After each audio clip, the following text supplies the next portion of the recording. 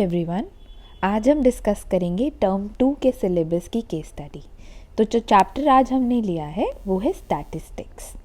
हम इसकी एक केस स्टडी को डिस्कस करेंगे डिटेल में। आई होप आप सबको पता है कि केस स्टडी का क्या पैटर्न है टर्म 2 में। केस स्टडी के आपको 2 क्वेश्चंस आएंगे, 2 केस स्टडीज़ होंगी and these case studies will have 2 questions of 2 marks each.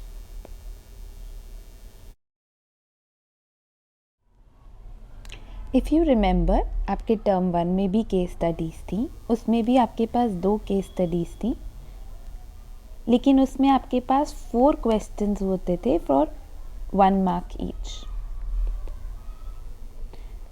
And they were objective. इस बार आपके पास सब्जेक्टिव है, इसका मतलब है आपको उसका सॉल्यूशन शो करना पड़ेगा। आप सिर्फ आंसर लिखकर नहीं छोड़ सकते हैं, आपको उसमें स्टेप वाइज सॉल्यूशन शो करना पड़ेगा। सो आई होप नाउ आपको क्लियर है कि केस स्टडी का क्या पैटर्न रहेगा और किस टाइप से क्वेश्चंस पूछे जाएंगे। So let's start. This case study is about COVID-19 pandemic.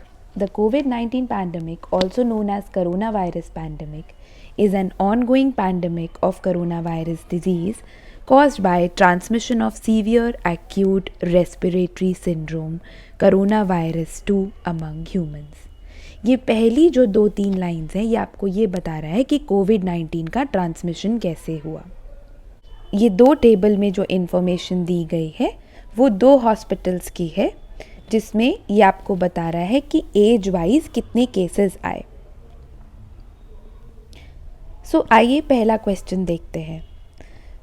For question 1, 2, 3 you have to refer to table 1। आपको जो पहले 3 क्वेश्चन हैं उसके लिए आपको सिर्फ टेबल 1 को देखना है। तो first question is what is the average age for which maximum cases occurred. इस क्वेश्चन को ध्यान से देखिए, इसमें एक वर्ड मेंशन्ड है which is maximum.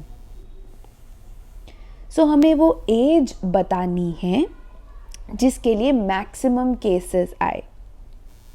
Do not gate confused by the word average. यहाँ पर आपको मीन नहीं निकालना है। अब पूरे क्वेश्चन को अगर आप समझेंगे तो ये कह रहा है कि आपको ऐसी एज बतानी है जिसके लिए मैक्सिमम केसेस आए। तो ऐसी एज जिसके लिए मैक्सिमम केसेस आए will not be mean, it will be mode. Table बनाने के बाद अब हम आइडेंटिफाई करते हैं मॉडल क्लास को। मॉडल क्लास कौन सी क्लास होती है? जिसकी मैक्सिमम फ्रीक्वेंसी होती है। अगर आप यहाँ पे फ्रीक्वेंसीज को देखेंगे तो इनमें से मैक्सिमम फ्रीक्वेंसी है 23। सो हमारी मॉडल क्लास हो गई 35 to 45। This is our model class. So model class, एक बार आपने मॉडल क्लास आइडेंटिफाई कर दी तो फिर हम टेबल में ही लिख देते हैं F1, F0 और F2। जो आपका मॉडल क्लास होता है उसकी फ्रीक्वेंसी होती है F1, उससे पहले फ्रीक्वेंसी को F0 और उसके बाद वाली को F2।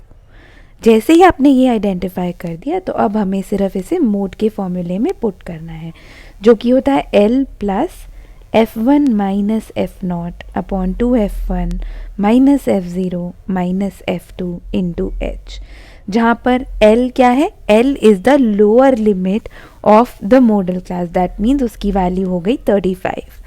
So it will be 35 plus F1 is 23, F0 is 21।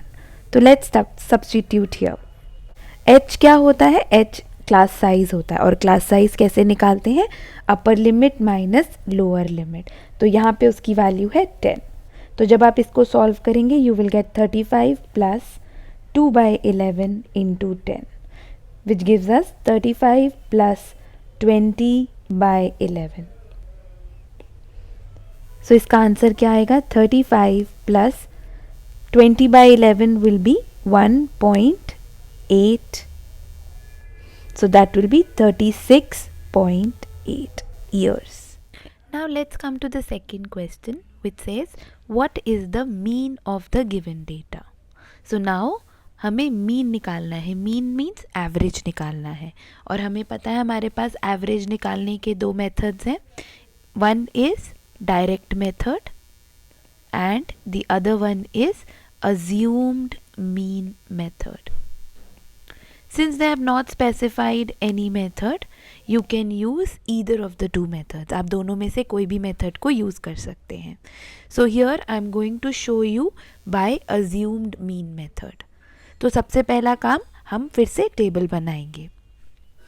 तो इसका मीन निकालने के लिए हमने टेबल बना ली है, जो कि हम अज्यूम्ड मीन मेथड से कर रहे हैं. तो उसके अंदर जो जो कॉलम्स बनेंगे x i d i f i d i, so हमने वो कॉलम्स बना लिए. Once you have these values, I hope you remember how to calculate mean by assumed mean method. अगर आपको याद नहीं है तो आप स्टैटिस्टिक्स की रिविजन वीडियो देख सकते हैं.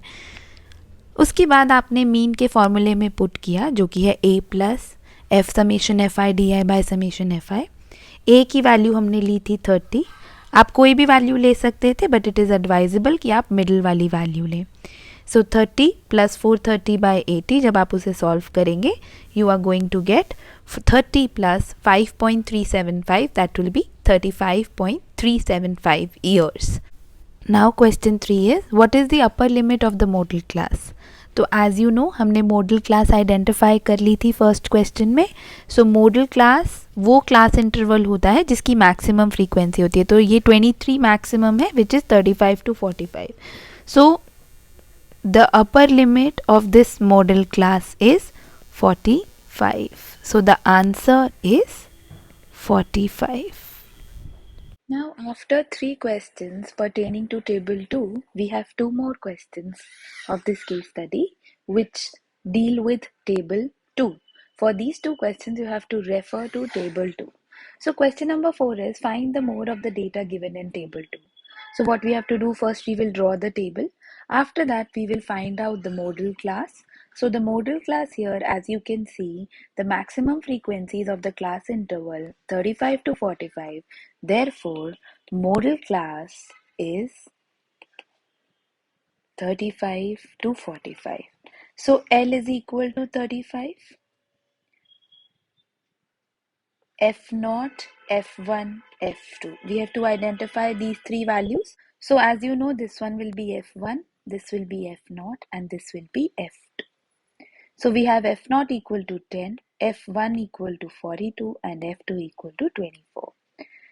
Now once you know the values of L, F0, F1, F2, now you can substitute in the formula of mode which we have already discussed. So calculate and let us know in the comment section. The one who answers it correctly would be named in the next case study video. So let's move on to question number 5.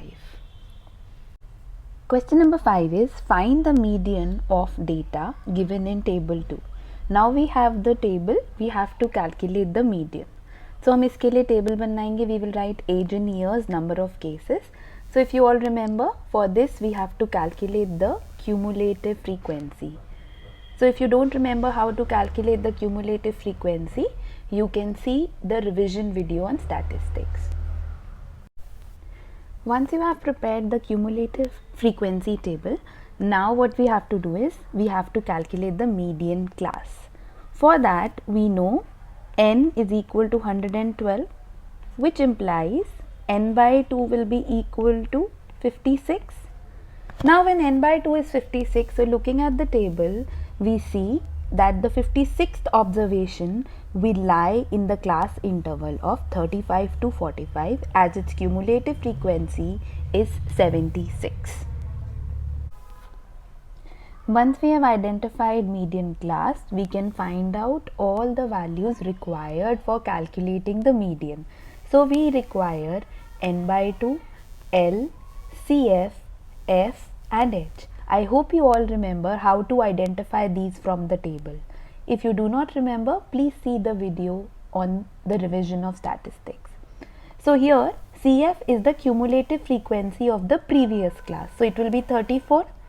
F is the frequency of the median class, therefore it will be 42.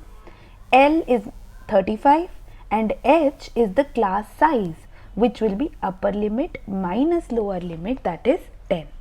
So once you know this, you can easily substitute these values in the formula of median. So it is L plus n by 2 minus Cf upon F into H, simplifying which we get 35 plus 110 by 21. Now my suggestion would be, do not take LCM here, 21 then 35 into 21.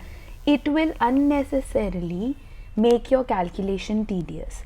Rather than this, what you can do is leave the whole number as it is and calculate the decimal representation of the fractional part.